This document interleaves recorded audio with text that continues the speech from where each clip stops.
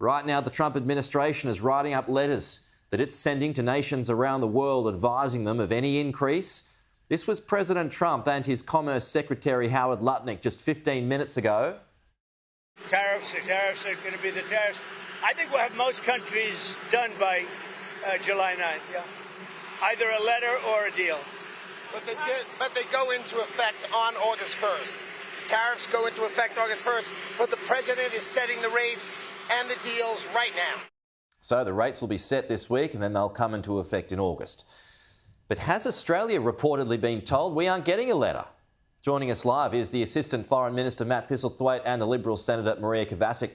Good morning to you both. Matt, I'll start with you. So are we getting a letter? Can you answer that?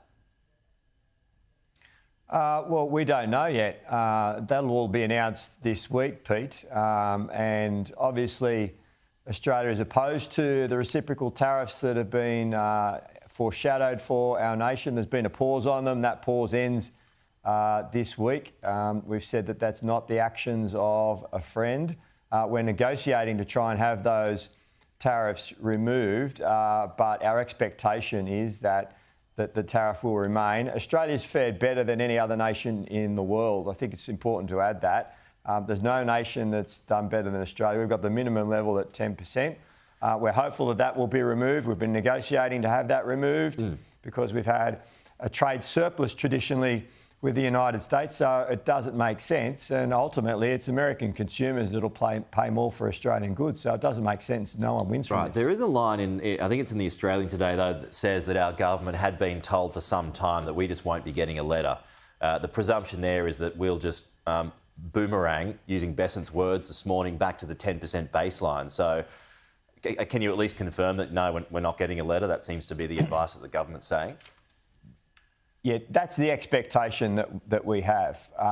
We've been trying to negotiate. But you won't be getting a letter, though. But I don't know about whether or not we'll get a letter. But the expectation is that the 10% will remain. And as I said, it's unfortunate that it's American consumers that are going to pay for that with Australian goods that are imported into America. So, Maria, as Matt pointed out, it is the lowest out of any nation.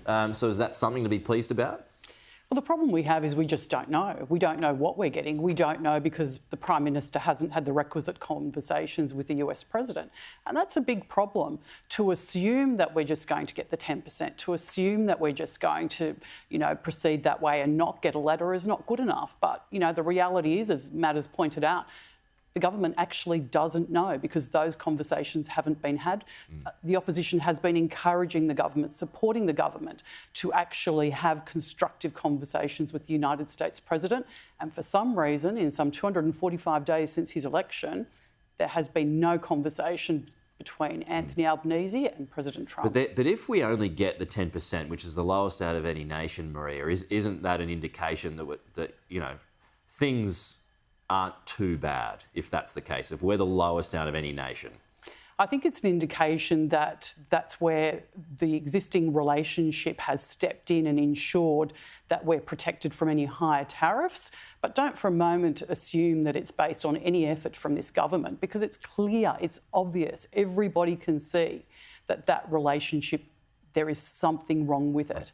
And the Prime Minister hasn't adequately done things to actually repair it and ensure that we are protected from higher tariffs. Is there something wrong with it, Matt? There is the point that the Prime Minister still hasn't seen Trump this term. There appears to be something there. Is there a problem? Well, the Prime Minister's sort of meeting with the President. We had one booked in at the G7, and President Trump cancelled that because he had to go back and deal with the situation in Iran. Now, Australia can't be blamed for that. And I think it's worth pointing out that in terms of the relationships with America, Australia has one of the strongest because we've got the minimum level of tariff. It appears that no nation is going to avoid having tariffs put on their products into the United States. So of all of the nations in the world, Australia has done the best. And I think that that's a symbol of the strength of the relationship between the two countries. China now enters the conversation, Matt. And so you've got this speech that the Prime Minister gave on the weekend, the curtain speech, that has some folks concerned that the Prime Minister is now pivoting more of his interest to China. which could have been picked up by American friends. As the PM prepares to fly to China this week, is he prioritising Beijing over Washington, bearing in mind that he's met Xi Jinping more than Donald Trump? No, not at all. We're acting as a government that's responsible and acting in the best interests of Australians. China's our largest trading partner. So, of course, we're going to seek to ensure that we strengthen the markets that Australian goods can access. And the speech on the weekend was delivered at the Curtin Research Institute. So you'd expect that he'd talk about John Curtin. And it was John Curtin that established the defence relationship with the United States. And that's the point that the Prime Minister was making. We realigned our defence relationship in World War II away from our traditional ally, the United Kingdom, to the United States. And that was the actions of a Labor government. And it's been the foundation of our defence and security ever since. That's the point that the Prime Minister was making on the weekend, and that's the importance of that defence relationship. Maria, have you got a point on that, the speech, and also this interesting op-ed, another one by Xiao Chen, who wants us to expand our free trade deal to include AI? Is there any merit in that as well?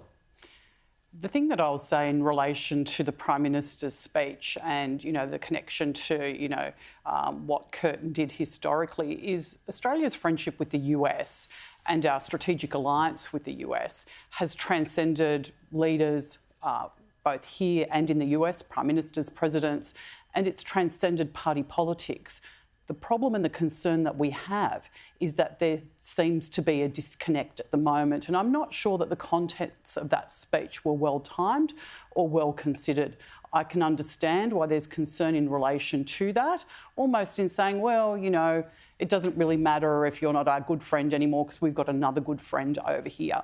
I think perhaps that should have been done a little bit differently. China is absolutely one of our most important trading partners, and it's important with any partnership that you have, that there is respect attached to that. So that's important. The discussion of AI is a really interesting one.